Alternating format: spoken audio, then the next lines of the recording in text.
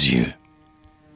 Il est un œil si doux et si plein de candeur qu'on dirait une étoffe en la nuit presque éteinte. La mer au fond d'un autre a mis sa fauve éteinte, un troisième effet d'ombre, et tous ont leur splendeur. Sous leurs cils veloutés, il n'est pas de froideur, quand le cœur aime, et nul ne peut fuir leur atteinte. L'âme vibre bientôt comme un métal qui teinte, quand il plonge brûlant jusqu'en sa profondeur. L'œil d'azur est rempli de promesses suaves, l'œil noir semble parfois foudroyer ses esclaves, comme la mer, l'œil gris à d'étonnants réveils.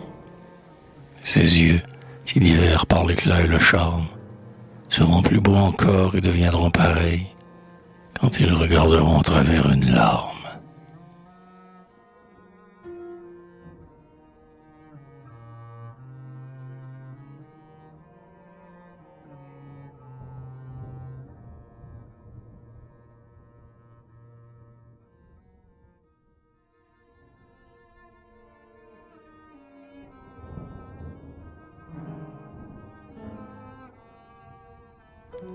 L'avenir. J'étais bien jeune alors. Par les seigles jaunis, je descendis, un soir, jusqu'au bois de la rive. Et je rêvais de lutte et de chaînes qu'on rive, de chemins escarpés, de sentiers unis. L'heureux temps. Tout à coup, dans les cieux rembrunis, comme une voile blanche allante à la dérive, glisse un ange. Le bruit de son aile m'arrive, plus suave, je crois, que la chanson des nids. Et je le vis passer sous les rameaux sans nombre, aussi pur qu'un rayon, aussi léger qu'une ombre, et la mousse et les fleurs semblaient le soutenir. Il me parla, jamais un accent aussi tendre ne s'est, depuis ce jour, à mon cœur fait entendre. Viens à moi, me dit-il. Viens, je suis l'avenir.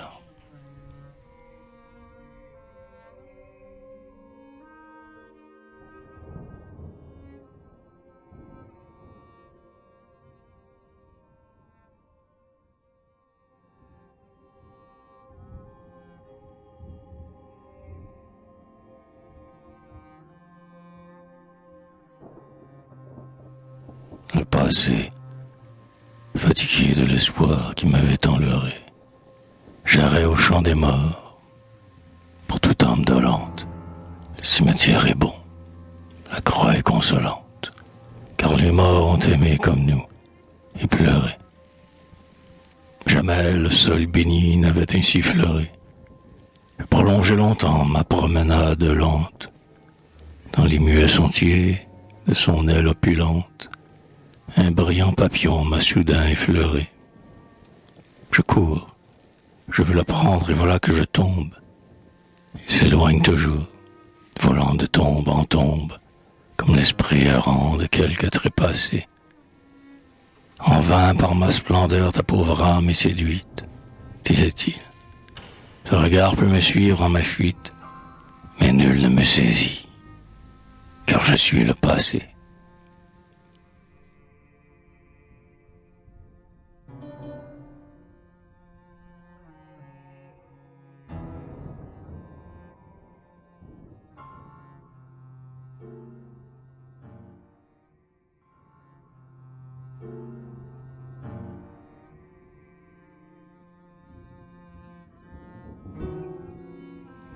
Ma pendule, je trouve qu'il est tard, et demande, incrédule, si comme autant jadis l'aiguille marque vrai, que je sois au labeur, que je sois désœuvré, elle marche grand train maintenant ma pendule. Dans la paix des vieux ans, mon cœur récapitule les doux moments inscrits à son cadran cuivré. Son timbre vibre encore, mais il semble navré. Ce n'est plus le refrain des espoirs qu'il module. Devant elle, anxieux, je m'arrête parfois, comme si j'allais voir, en bandes affolées, remonter du néant mes heures envolées.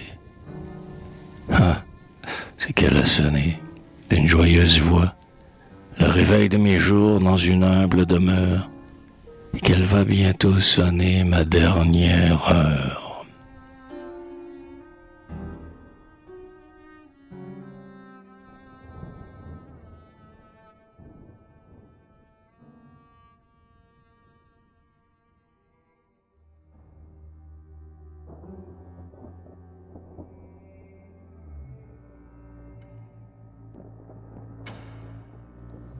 Fidèle, quand vers les bois épais je m'en allais, rêveur, le front ceint de feuillage et l'été à l'oreille, pour verser un dictame à mon âme éplorée et me dire des mots d'une étrange saveur. Je ne mendiais pas de coupable faveur, jamais un souffle impur ne l'avait défloré. Je l'ai dès mon enfance ardemment été imploré. Sa main m'a conduit loin du monde viveur. Son œil tombait sur moi comme un reflet de perles. Le flot bleu qui se berce et mollement déferle était comme l'écho de son pas gracieux. Elle avait le baiser qui jette en frénésie et l'étreinte qui brûle. Ô sainte poésie, tu m'as été fidèle. Allons ensemble aux cieux.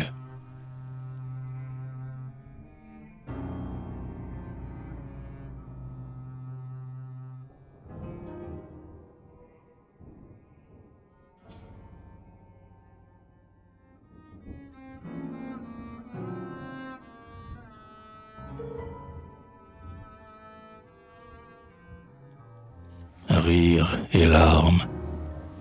Quelquefois elle est gaie, affable, discoureuse. Ses cils blonds sont pareils au fil d'or d'un ourlet.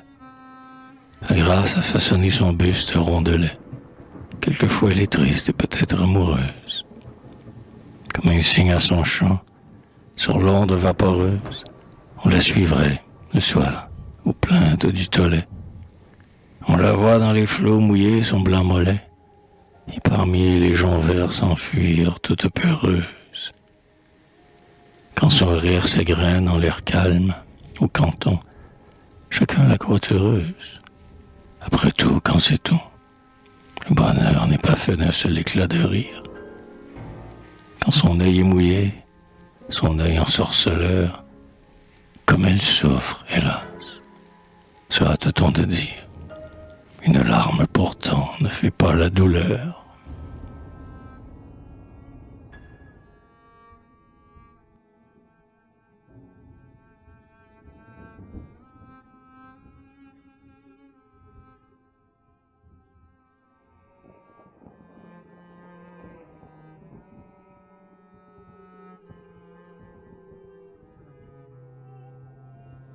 Au croque-mort, tu cherches la maison qu'enveloppe le deuil.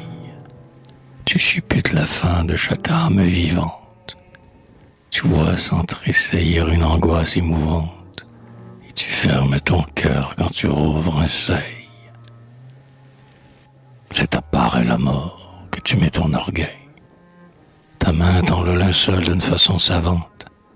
Et, pour que le respect jette moins d'épouvante, tu parsèmes de fleurs les planches du cercueil. Les mânes descendus ont des lieux de ténèbres pour traverser plutôt le Styx et l'Achéron. Appelait à grands cris le vieux passeur Charon. Mais ils sont tous muets et voyageurs funèbres. Dans ta voiture sombre où les mains tuent, dis, aux portes de l'enfer ou dans le paradis.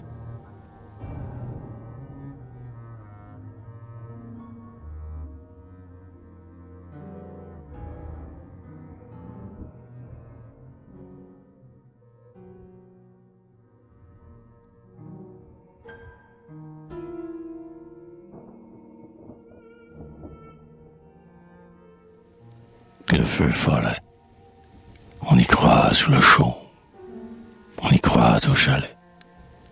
Vive langue de feu le long de la bruyère, ou sur les molles eaux de quelques fondrières. Lorsque la nuit est sombre, on voit le feu follet.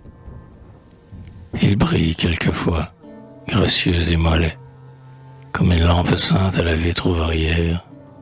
Pour lui, Ces soirs-là, l'enfant dit sa prière et l'aïeul récite un pieux chapelet. Celui qui le poursuit se fatigue et s'égare.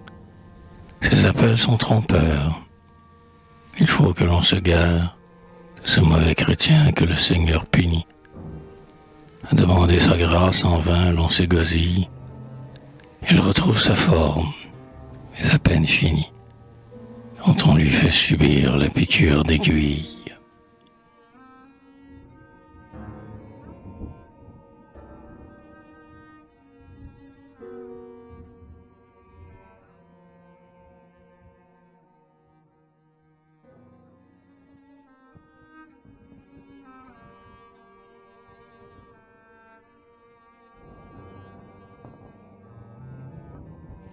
Vieux nid, il gît sur le rameau qui berce ses chansons. L'autre printemps, au jour de la douce tendresse, le vieux nid vide et nu, l'abandon, la détresse, ont succédé bientôt aux amoureux frissons, à bâtir pour un jour, sur les mêmes buissons, les oiseaux qui l'ont fait rivalisent d'adresse. Il faut un nouveau nid à leur nouvelle ivresse. Pour eux, le passé n'a guère de leçons. Le vieux nid, il est froid. L'aile jeune l'évite. L'amour n'y chante plus. Il est oublié vite. Chaque orage qui passe en emporte un lambeau. Ainsi le cœur, un jour, le soleil le déserte. Il est sur le chemin une masure ouverte, mais où l'on n'entre pas lorsque le ciel est beau.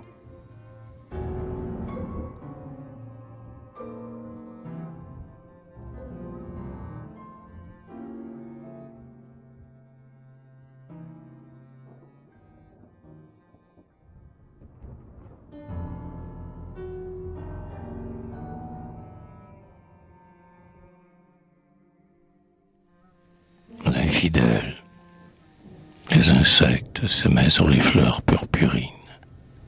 Sur les sillons fumants passait le vieux sommeil. Il montait des vallons une sourde rumeur que déchirait gaiement la chanson des clarines. Les grands bœufs humaient l'air de leurs larges narines.